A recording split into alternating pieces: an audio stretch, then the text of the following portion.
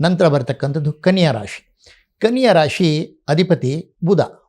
ಕನ್ಯಾ ರಾಶಿಯ ಅಧಿಪತಿ ಬುಧ ನಮ್ಮ ಈ ಒಂದು ಶನಿಗ್ರಹ ಏನಿದೆ ಈ ಗ್ರಹಕ್ಕೆ ಅತಿ ಮಿತ್ರನಾದ್ದರಿಂದ ಅಷ್ಟೇನು ದುಷ್ಫಲವನ್ನು ಕೊಡೋದಿಲ್ಲ.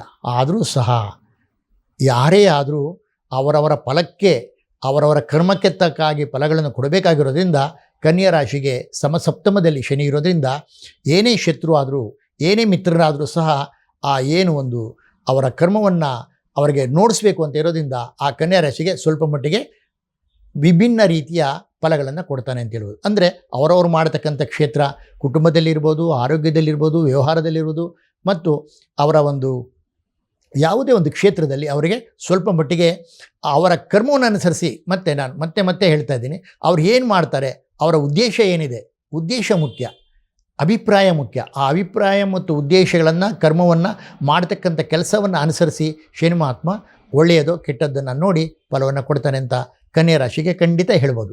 ಹೀಗಾಗಿ ಕನ್ಯಾ ರಾಶಿಯ ನಂತರ